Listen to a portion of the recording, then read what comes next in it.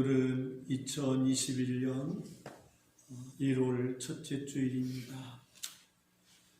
2021년 신년 주일 예배로 또 성탄절 둘째 주일 예배로 드리겠습니다. 어제가 오늘 같고 평상시와 같지만 하나님께서 우리에게 365일 1년의 단위를 주셨습니다.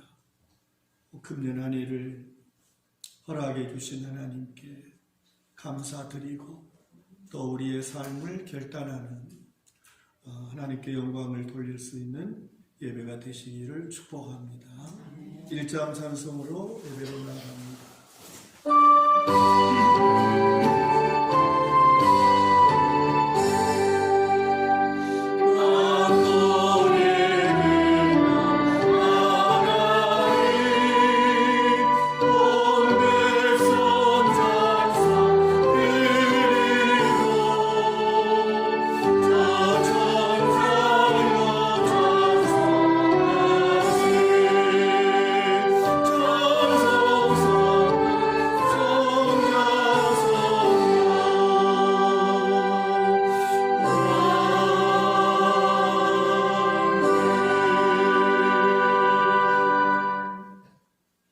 내가 이미 얻었다 함도 아니요 온전히 이루었다 함도 아니라 오직 내가 그리스도 예수께 잡힌 바 된 그것을 잡으려고 달려가노라.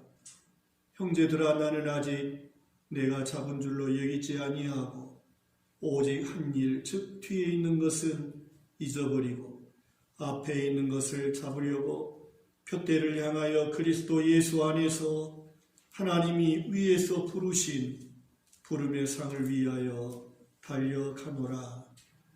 살아계신 하나님, 이 세상 우주 만물을 주관하시고 오늘 또 우리에게 2021년 365일 새 해를 허락해 주셔서 지난 묵은 해를 보내고 새로운 마음과 각오와 결단으로 하나님이 허락해 주신 한 해를 아름답게 살기 원하며 예배자로 주 앞에 나왔습니다.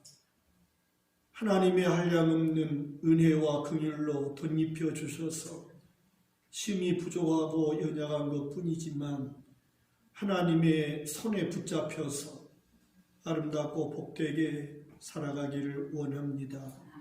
아직도 죽어지지 못하고 깨어지지 못하고 낮아지지 못한 우리의 부족한 것을 용서하여 주시고 온전히 너희는 이 마음을 품으라 고 그리스도 예수의 마음이니 주 예수 그리스도의 마음이 우리 속에 충만하게 임하게 하시고 하나님의 은혜를 힘입어서 힘껏 달려갈 수 있는 새 아침이 되도록 역사하여 주시옵소서.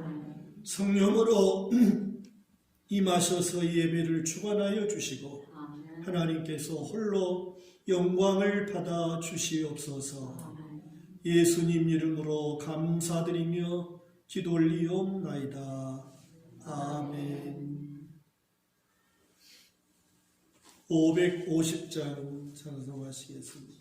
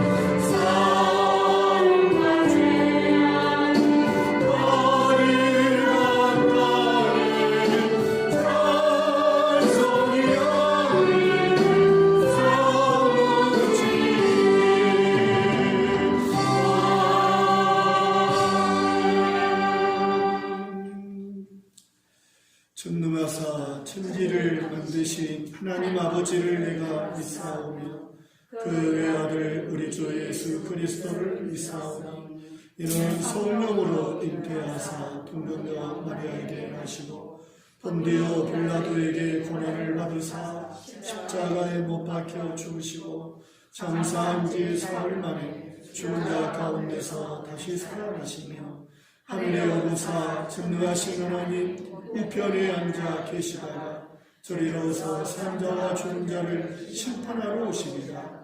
성령을 믿사오며 거룩한 공예와 성도가 서로 교통하는 것과 죄를 사하여 주시는 것과 몸이 다시 사는 것과 영원히 사는 것을 믿사옵나이다. 아멘.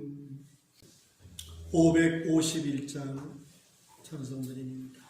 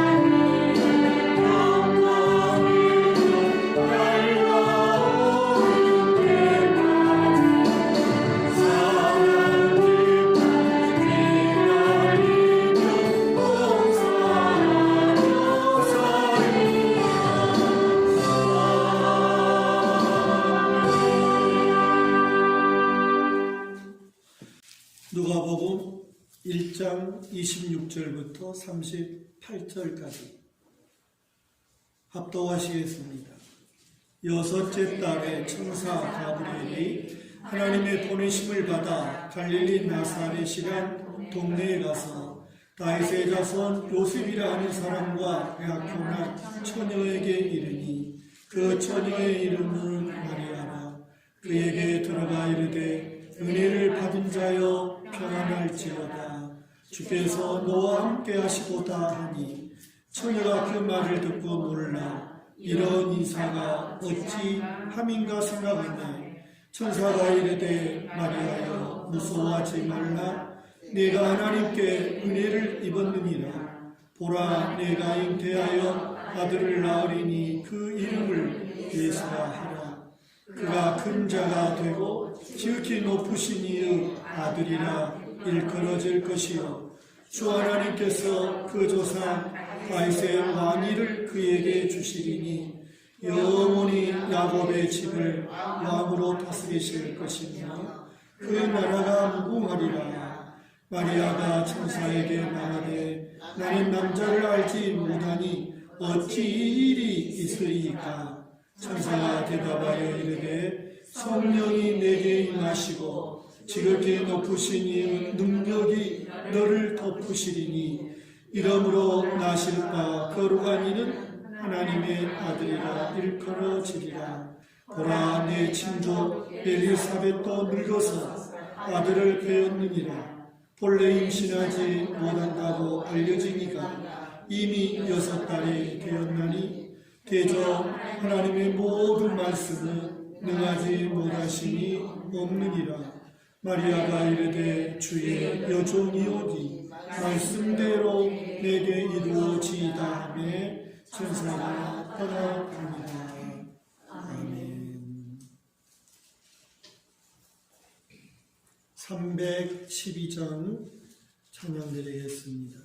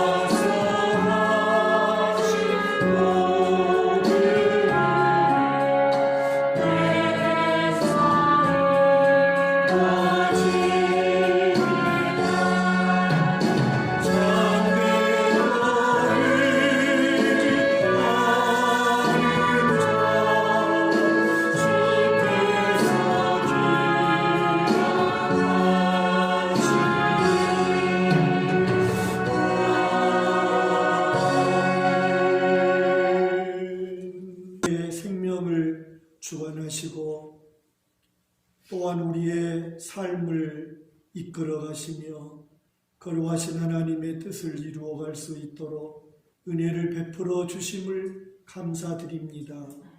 하나님 앞에 이 시간에도 말씀을 들을 수 있는 복된 자리에 우리를 나오게 하신 줄 믿습니다.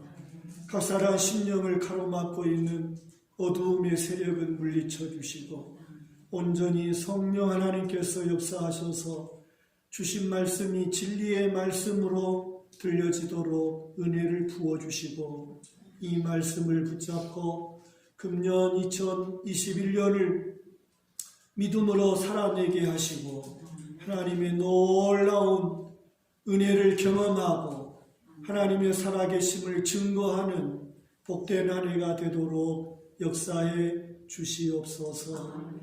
하나님께서 기록하게 하시고 또한 그 말씀을 읽게 하시고 그 말씀을 선포하게 하셔서 듣는 자마다 복된 귀가 되게 하시고 하나님의 말씀을 들음으로써 믿음이 자라가는 역사를 주신 줄 믿사오니 홀로 임하시고 주관하시고 역사하여 주시옵소서.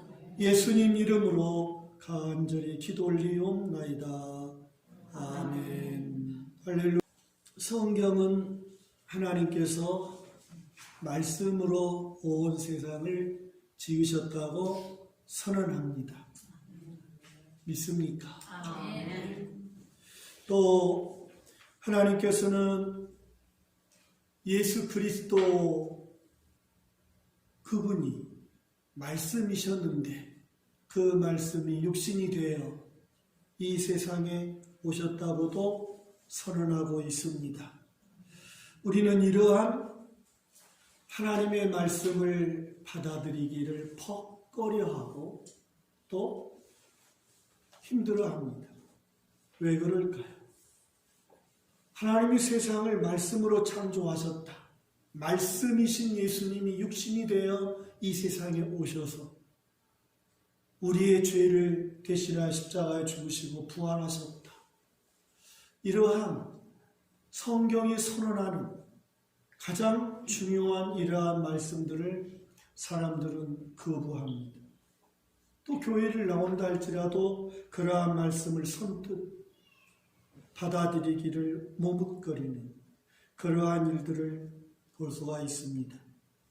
왜 그럴까 하는 그것은 인간이 이성과 인간의 한계를 초월하지 아니하며 그러한 말씀을 믿지 못하기 때문에 그렇습니다.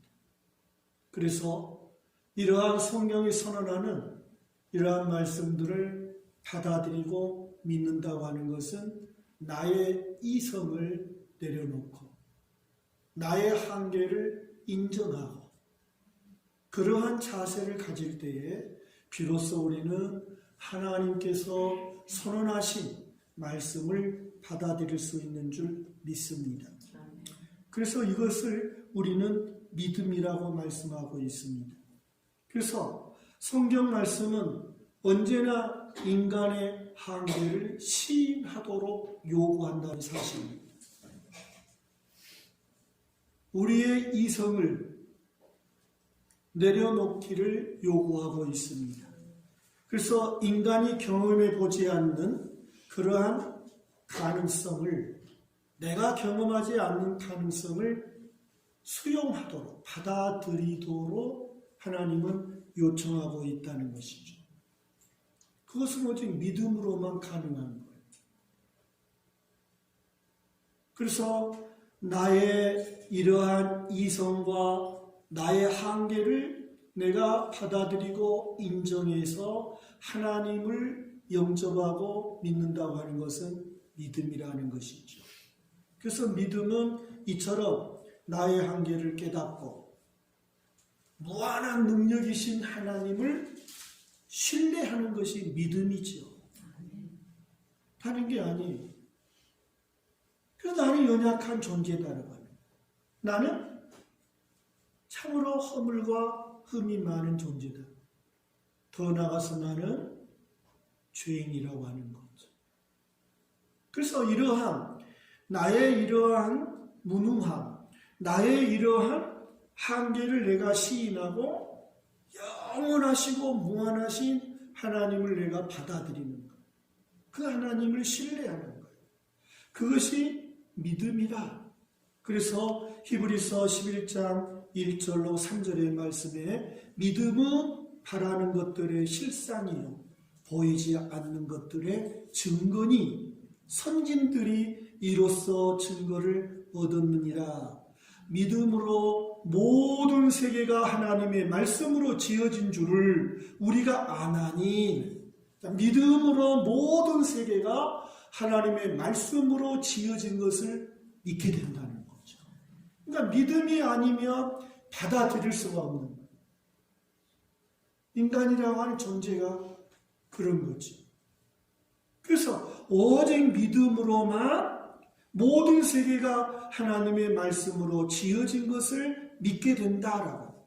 그래서 이 보이는 것은 나타난 것으로 말미암아 된 것이 아니다. 우리가 눈으로 보는 것은 어떤 나타난 것으로 증거되는 게 아니라 하나님께서 말씀으로 무에서 유를 창조하신 것을 믿을 때, 하나님의 무한하신 능력을 내가 받아들일 때, 그것이 믿음이 될 수 있다 하는 그러한 말씀이죠. 사람마다 믿음의 분량이 다를 수 있습니다. 그래서 더디 믿는 사람이 있습니다. 이 더디 믿는 사람은 하나님의 말씀을 들어도 일단 자기가 하고 싶은 대로 한번 해보고, 하나님의 말씀을 들어도 자기의 생각대로, 자기가 하고 싶은 대로 하는 거예요.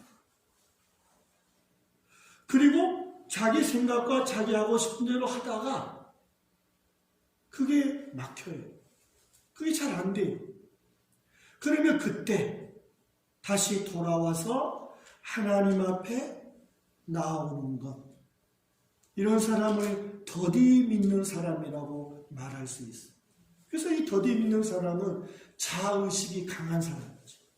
고집이 센 사람이지. 갈 때까지 한번 해보는 거예요. 할 때까지 자기 하고 싶은 대로. 자기 하고 싶은 대로 할 때까지 해보고 안 되면 그때 돌아오는 사람. 그래서 이런 더디 믿는 사람은 시간을 많이 허비한다라고 볼 수 있겠고. 그래서 돌고 돌아서 아니구나 하며 돌아오며 깨달아서 이제 정신을 차려서 하나님 말씀대로 순종하고 싶은데 기회가 다 지나가. 그런 경우가 많다는 것이죠.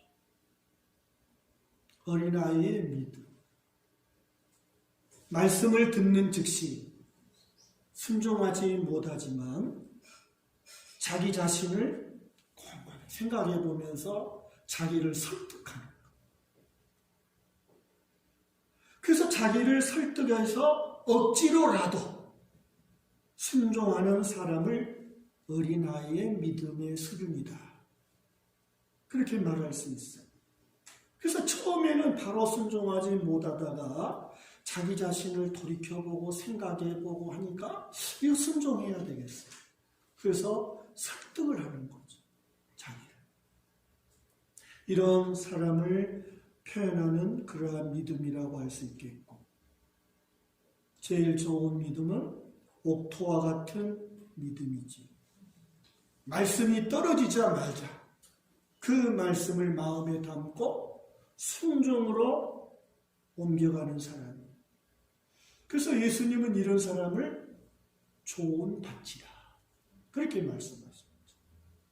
그래서 좋은 밭은 말씀의 씨앗이 떨어지면 그 말씀을 즉시 마음에 품고 아멘하고 순종하는 그러한 사람이다 하는 그러한 말씀입니다. 그래서 이런 사람은 마음이 잘 준비되어 있는 사람이고 뜸을 들일 필요도 없고 설득할 필요도 없는 그런 사람이라고 말하고 있습니다.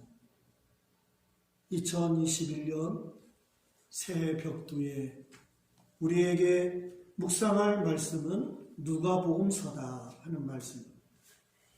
누가복음 1장 1절부터 4절의 말씀을 보시면 누가복음을 기록한 이 누가는 예수님의 삶을 둘러싼 역사적 사실을 차례대로 알고 있는 바를 더 확실하게 역사적 사실을 근거하여 참 진리이신 예수님을 증거하기 위한 목적으로 누가복음을 기록하고 있다고 말씀합니다. 그래서 어떻게 보면 누가는 누가복음과 사도행전을 기록한 사람인데 복음의 시초를 탄탄하게 역사적 사실을 기반하여 알고 있는 바를 더 확실하게 증거를 찾아서 차례대로 설명하기를 원했고, 그리고 교회의 시작을 알리는 사도행전의 그러한 중요한 말씀을 기록했다. 그렇게 볼 수 있겠습니다. 알고 있는 바를 더 확실하게 하기 위해서 누가복음 첫 장, 1장의 말씀을 주시고 있는데 1장 굉장히 길지요. 근데 이 1장의 말씀의 핵심은 뭐겠습니까? 말씀의 핵심, 1장 말씀의 핵심은 하나님이 세상을 구원하시는 이 구원 사역에 있어서 하나님 아버지의 절대적 개입과 하나님의 절대적 능력으로만 구원의 역사가 가능하다 하는 것을 우리에게 말씀해 주고 있는 것이 누가복음 1장의 핵심 내용이라고 할 수 있겠습니다. 오직 세상을 구원하기 원하셨고 세상을 구원하기 위하여 약속하신 바를 이루시는 그 일에 있어서 오직 하나님 아버지의 그러한 개입과 능력으로만 된다는 것이, 그래서 죽은 태를 여신다. 사가랴와 엘리사벳의 죽은 태를 하나님이 여셔서 그로 하여금 생명을 잉태하게 하시고 오실 예수 그리스도, 세상의 죽은 세상, 광야와 같은 세상, 어두운 세상에 생명의 빛으로 오실 예수 그리스도를 준비하도록 새 요한을 보내시는 그러한 말씀이죠. 그런가 하면 남자를 알지 못하는 처녀, 동정녀 마리아에게 하나님이 세상을 구원하실 그리스도가 오게 하시는 이러한 이 말씀을 통해서 세상을 구원하시기 원하신 하나님의 그 사랑의 열정이 오직 하나님이 개입하시고 오직 하나님이 능력으로만 되어진다는 사실을 우리에게 말씀합니다. 여러분, 세상 구원, 우리의 구원은 하나님의 개입과 하나님의 능력으로만 되는 거예요. 오직 하나님이. 여러분, 우리 인생의 삶도 마찬가지. 세상의 힘, 인간의 힘으로 된 것 같으나 결단코 하나님이 개입하지 아니하시면, 하나님이 능력으로 임재하지 아니하시면, 도와주지 아니하시면 안 된다는 것이에요. 그것이 누가복음 1장 이 첫 번째 우리에게 주시는 핵심 내용이라고 할 수가 있겠습니다. 어두움을 뚫고 빛으로 이 땅에 오셔야 했던 예수 그리스도. 그 인간의 어떠한 무엇도 개입될 수 없고 오직 하나님이 임재하시고 하나님이 약속한 바를 지키시려고 하는 하나님 아버지의 절대 개입과 능력으로만 된다. 오늘 우리의 삶도 하나님께서 임재하시고 하나님이 붙들어 주셔야만 우리는 믿음으로 승리할 수 있다는 것을 믿어야 되겠습니다.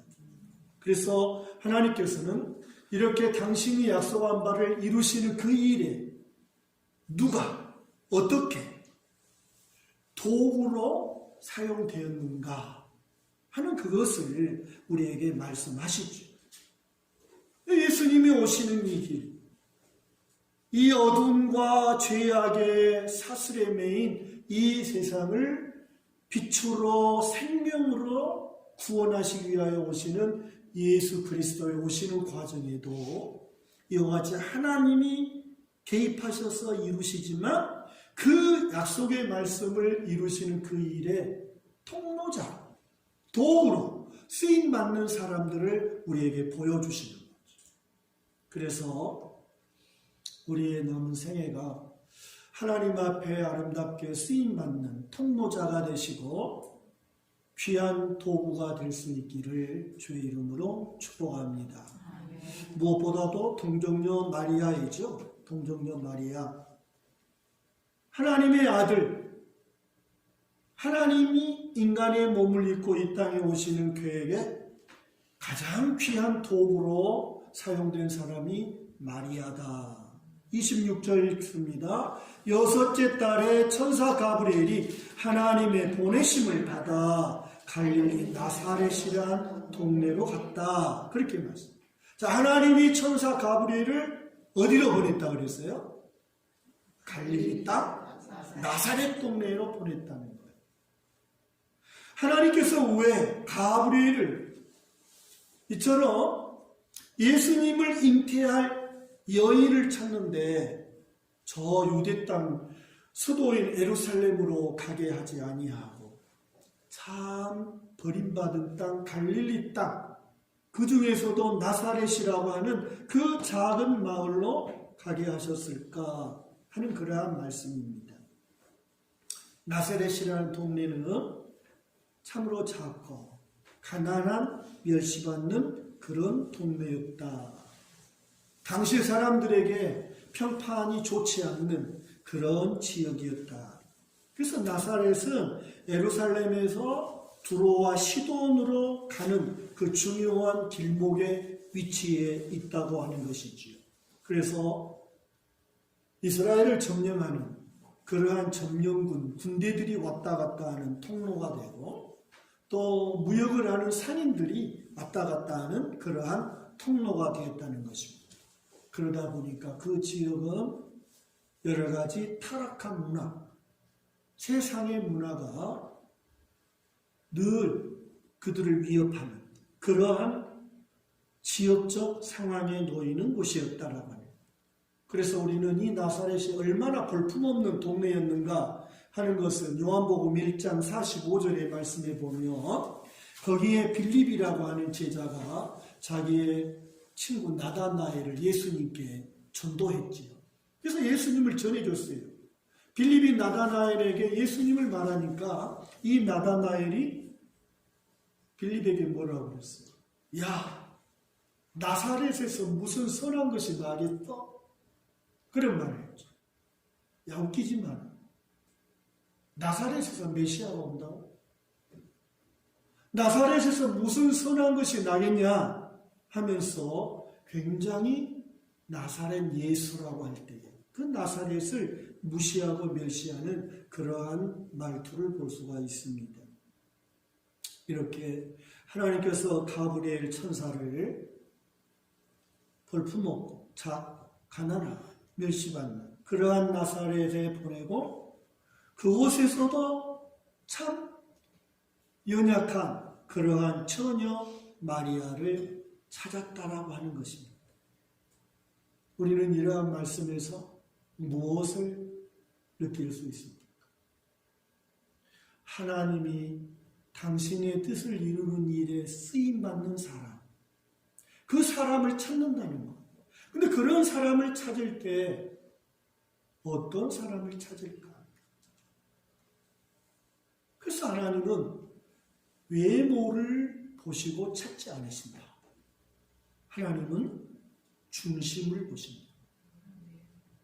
하나님은 마음을 보시고 하나님의 일에 쓰임받을 사람을 찾고 그를 통해서 하나님이 약속한 바를 이루신다 하는 것을 우리에게 말씀하십니다. 아마 마리아는 그러한 타락한 문화가 존재하는 동네에 살고 참 작고 가난한 그런 동네에 살고 있었지만 그 마음만큼은 선지자들을 통해서 주셨던 메시아가 오신다고 하는 하나님이 그리스도를 보내시겠다라고 하는 그 약속의 말씀을 품고 많이 사모하고 정말 세상을 구원하실 그리스도가 오기를 그 마음으로 애타게 사모하는 그러한 사람이 되었을 것이다. 그러기에 분명히 하나님께서 이 마리아를 택하시고 이처럼 귀한 일에 쓰임받는 통로자가 되게 하신 줄 믿습니다. 이 전체적인 말씀을 보면 정말 마리아는 그랬구나 하는 것이 인정이 돼요. 야, 정말 그 마음속에 정말 하나님의 뜻이 이루어지기를 사모한 사람이었구나. 전체적인 맥락을 보세요. 1장 전체. 그래서 분명히 그 마음속에 이처럼 준비된 사람. 그래서 어떤 학자는 그래. 이런 준비된 상황까지 올 수 있으려면 많은 시련을 당하고 많은 고난을 당하면서 준비되었을 것이다. 그렇게 말하는 학자들도 있어요. 그렇죠. 우리 인간의 마음이라고 하는 것은 고난에 겪어보지 않고 고생해보지 않으면 상대방의 마음도 모르고 또 그 마음이 겸손해지지 못하죠. 마리아가 그랬을 것이다. 그는 이처럼 여러 가지 세상에 시달리고 세상의 고난을 겪으면서 그 마음이 정말 하나님께 간절히 향해지는 하나님의 약속을 기다리는 어떤 그러한 마음의 소유자였을 것이다. 그래서 하나님은 가브리엘을 나사렛에 보냈고 그 나사렛에서 그 마리아를 택하셨다는 그러한 말씀입니다. 27절 말씀, 다윗의 자손 요셉이라 하는 사람과 약혼한 처녀에게 이르니 그 처녀의 이름은 마리아라고 말씀합니다. 여기 27절에도 중요한 내용이 담겨져 있지요. 그게 뭐지요? 다윗의 자손 요셉. 누구와 약혼했느냐? 다윗의 자손이 된 요셉과 약혼한 마리아였다. 그래서 하나님께서 다윗의 자손이라고 하는 것은 하나님의 약속, 하나님이 아브라함에게 주셨던 언약의 말씀이고 다윗에게 약속하셨던 영원한 왕권을 경고하게 할 다윗의 뒤를 이을 왕으로 오실 그리스도를, 이처럼 다윗의 후손 이새의 뿌리에서 한 싹이 나올 것이라고 하는 이사야 선지자의 이러한 약속의 말씀들을 이루시는 일이기 때문에 그 다윗의 자손 요셉과 정혼한 약혼한 마리아를 하나님이 택하셨다고 말씀합니다. 이것이 말씀의 권능이다. 하나님의 말씀은 사라지지 않고 쇠하지 않는다는 것입니다. 하나님 말씀은 반드시 사건이 되고 하나님의 말씀은 반드시 역사가 된다는 것이죠. 할렐루야. 반드시 말씀을 하나님은 이루신다는. 그렇기 때문에 엘리사벳의 소망 없는 그러한 죽은 태에도 생명으로 하나님이 역사하시고 결혼하지 않는 동정녀 마리아의 몸에도 생명을 담을 수 있는 그러한 하나님의 역사가 임하였다 하는 것을 볼 수 있습니다. 성도 여러분, 이렇게 말씀이 죄와 사망이 장악했던 이 세상을 생명으로 빛으로 새롭게 역사하시고 오늘 우리의 삶도 그렇죠. 우리의 인생도 죽음이 나를 장악하고 마귀가 나를 장악하고 죄악이 나를 장악하고 이끌어갈 수밖에 없는 저와 여러분의 인생에도 하나님께서 말씀으로 임재하시고 오늘 우리에게 생명을 주신 줄 믿습니다. 하나님의 말씀은 한계가 없습니다. 하나님의 말씀은 능치 못함이 없다 하는 이 말씀을 마리아는 믿었기에 하나님께서 그를 쓰셨다는 사실입니다. 두 번째로 하나님께 은혜를 입었다고 말씀합니다. 28절이죠. 그에게 들어가 이르시되 은혜를 받은 자여 평안할지어다. 주께서 너와 함께 하시도다. 은혜를 받은 자여 평안할지어다. 30절의 말씀에서도 천사가 이르되 마리아여 무서워하지 말라. 네가 하나님께 은혜를 입었느니라. 여러분 생각해 보세요. 세상을 구원할 하나님의 아들을 잉태한다라고 하는 것은 은혜이지요. 엄청난 은혜이지요. 그러나 이 마리아에게 임한 이 은혜는 너무나 고통스러운 은혜예요.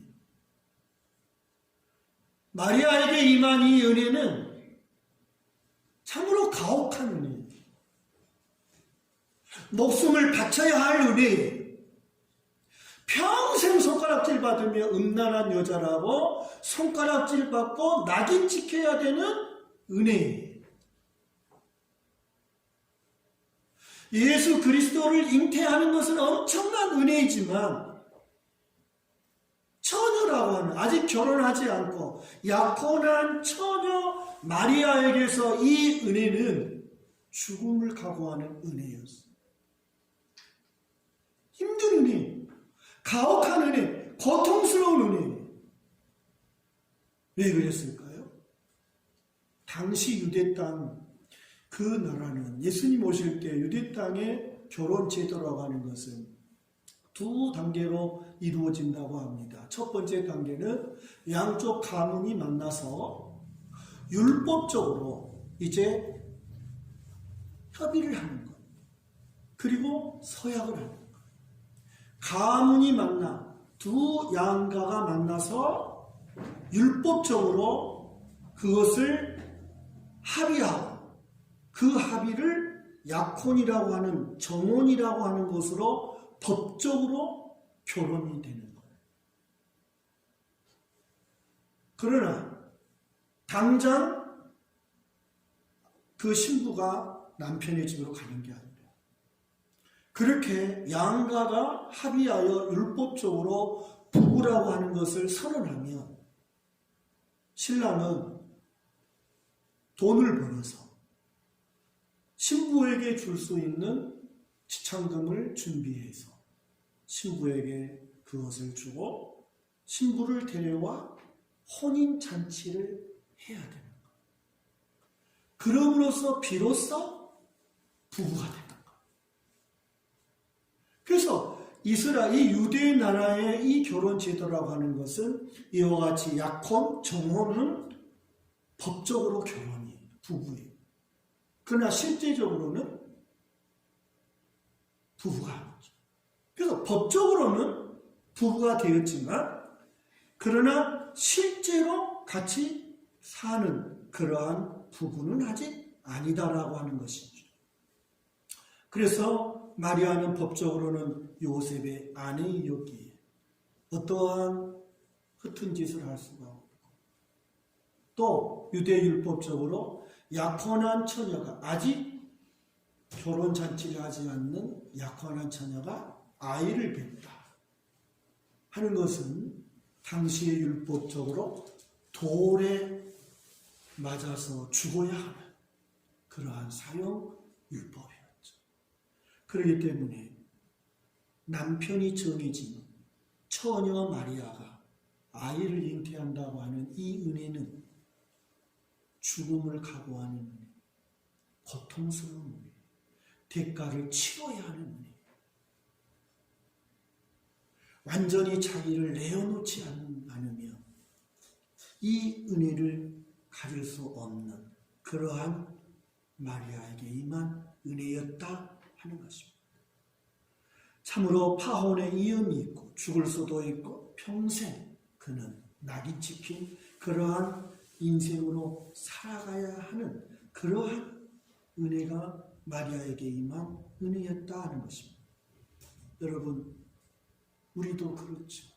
여러분도 신앙생활 하시면서 하나님의 은혜는 이처럼 때로는 고통스러운 그러한 모습으로 다가올 수도 있다는 것. 하나님의 은혜는 엄청난 시련으로 올 수도 있다 그 말이에요. 하나님의 은혜는 때로는 너무나 불행이라고 하는 이름으로 올 수도 있다는 거예요. 그게 마리아에게 임한 은혜예요. 그래서 우리가 하나님 앞에 은혜 받았다 또는 은혜를 입었다 하는 것은 다 좋고 형통한 그런 은혜만 생각하는데 정말 고통스러운 은혜도 있어요. 힘든 은혜도 있어요. 불행이라고 하는 그러한 이름으로 찾아오는 은혜도 있다는 것이에요. 그러나 중요한 것은 뭡니까? 하나님의 은혜가 비밀이고 하나님의 은혜가 신비하다는 것을 깨닫는 사람에게는 그 고난 너머에 있는 하나님의 아름다운 영광을 보는 사람이죠. 우리는 거기까지 가야 돼요. 마리아는 그런 사람이었어요. 천사를 통하여 하나님께서 마리아에게 너는 은혜를 입은 자니라. 평안할지어다 그 말은 기뻐해라 그 말이에요. 마리아여 은혜를 받은 자여 기뻐할지어다. 주께서 너와 함께 하시도다. 여러분, 하나님의 비밀을 알고 하나님의 말씀을 확신하는 믿음의 사람에게는 고난 너머에 있는 하나님의 크고 놀라운 비밀을 바라보고 대가를 치르는 은혜이지만, 오늘 마리아는 마지막 세 번째로 뭐라고 그러지요? 주의 여종이오니 말씀대로 내게 이루어지이다. 할렐루야. 이것이 38절에 마리아가 이르되 주의 여종이오니 말씀대로 내게 이루어지이다. 이렇게 순종할 수 있다. 왜 순종이 안 될까요? 하나님의 비밀이, 하나님의 감추어진 이 놀라운 신비한 말씀의 역사, 믿어지지 않을 뿐더러 고통으로 찾아오는 그러한 하나님의 신비한 말씀이 그 너머에 있는 하나님의 빛나고 영광스러움을 보지 못하게 됩니다. 믿음으로 순종할 수 없다는 것을 우리에게 말씀해 주십니다. 목숨을 건 순종의 믿음, 고통으로 찾아온 그 은혜를 마리아는 분명히 바라보면서 능하신 말씀, 그 절대적인 말씀, 권능의 말씀, 세상을 말씀으로 창조하신 하나님의 말씀을 그대로 스폰지처럼 받아들이고 주의 여종이오니 말씀이 내게 이루어지고 말씀대로 내게 이루어지게 원해요. 뭐예요? 내가 대가를 치르겠습니다. 그 말씀을 내가 순종하면 순종의 결과까지도, 그 죽더라도 순종의 결과까지 내가 손에 볼지라도, 손가락질을 당할지라도 내가 그것을 내게 이루어지게 해주십시오. 내가 하나님의 일에 쓰임받기를 바랍니다. 하는 그러한 마리아의 그 헌신된 순종이었다 하는 말씀. 여기서 여종이라고 하는 것은 노예를 의미하고 있다. 여러분, 노예에게는 선택권이 있어요, 없어요? 없잖아요. 주인이 하라면 해야 돼. 그게 노예예요. 여기서 주의 여종이라고, 종이라고 하는 말은 노예라는 단어라. 그래서 나에게는 선택권이 없습니다. 내가 계산해보고 나에게 좋으면 내가 하고 내게 손해되면 나 안 하겠습니다라고 하는 그런 차원의 순종이 아닙니다. 가혹한 은혜지만, 고통스러운 은혜지만 내가 대가를 치르는 한이 있어도 순종한 이후에 손해가 난다 할지라도 그것까지도 내가 수용하겠습니다. 얼마나 위대한 마리아의 순종입니까? 저에게도 여러분에게도 우리의 남은 생애에 살아가면서 가혹한 은혜라 할지라도, 손해볼 수밖에 없는 은혜라 할지라도, 힘든 상황이 올 수도 있는 은혜라 할지라도 그 하나님의 말씀에 순종하여 하나님의 아들 예수 그리스도를 이 땅에 오게 한 하나님의 일에 쓰임받는 그런 우리가 되기를 축복합니다. 은혜를 받은 자의 특징은 이와 같이 하나님의 은혜를 경험한 사람은 절대로 따지지 않는다. 계산하지 않는다. 손해가 될 것 같지만 결단코 손해가 난다 할지라도 하나님의 뜻에 순종하는 사람이다. 이것이 마리아가 하나님께 쓰임받은 놀라운 삶의 비결이었다고 우리에게 말씀해 주십니다. 하나님은 과거나 현재나 미래나 이처럼 하나님이 약속한 말씀대로 이루심을 믿습니다. 말씀으로 세상을 창조하시고 말씀이신 예수님이 사람의 몸으로 이 땅에 오셔서 우리에게 생명을 주시고 이 세상에 빛으로 오신 그 예수. 앞으로도 하나님은 말씀대로 일하시고 말씀대로 당신의 뜻을 이루심을 믿습니다. 마리아처럼 말씀대로 내게 이루어지이다. 이 고백으로 나아가는 복된 인생이 되셔서 하나님의 영광에 동참하는 그러한 우리의 삶이 되시기를 주의 이름으로 축복합니다. 기도합시다. 하나님 아버지, 오늘 우리는 누가복음 1장의 말씀을 통해서 하나님이 약속하신 바를 지키시려고 하나님이 개입하시고 하나님의 전능하신 능력으로만 이 일을 이루어 가시는 모습을 보았습니다. 하나님이 약속한 바를 이루시는 그 일에 누가 어떻게 쓰임 받았는가를 우리에게 보여주셨습니다. 힘든 은혜, 가혹한 은혜, 고통스러운 은혜, 불행이라고 하는 이름으로 찾아오는 은혜라 할지라도 따지지 않고 계산하지 않고 머뭇거리지 않고 주의 종의 은이 말씀대로 내게 이루어지이다. 말씀 너머에 있는 하나님의 크고 놀라운 비밀을 보게 하시고 말씀 저 너머에 있는 하나님이 책임지시고 역사하시는 하나님의 놀라운 능력을 바라보고 믿음으로 순종하며 나아가는 저희들의 삶이 되게 해 주시옵소서. 2021년이 놀라운 하나님의 생명과 빛이 더 충만하기를 원하고 하나님의 구원의 뜻을 이루어가는 그 일에 아름답게 쓰임받는 복된 한 해가 되게 하여 주시옵소서. 가정마다 일터마다 하나님이 개입하시고 하나님의 능력으로만 역사하셔서 온전히 하나님의 은혜로 살아가는 온 성도들 되게 해 주시옵소서. 예수님 이름으로 기도 올리옵나이다. 아멘. 시무권사로 안미승 집사님을 시무권사로 임명합니다. 명예 집사님은 강성순, 서계훈 집사님을 임명합니다.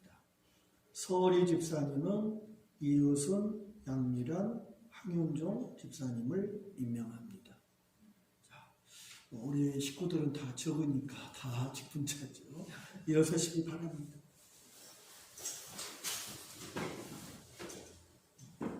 기도하겠습니다.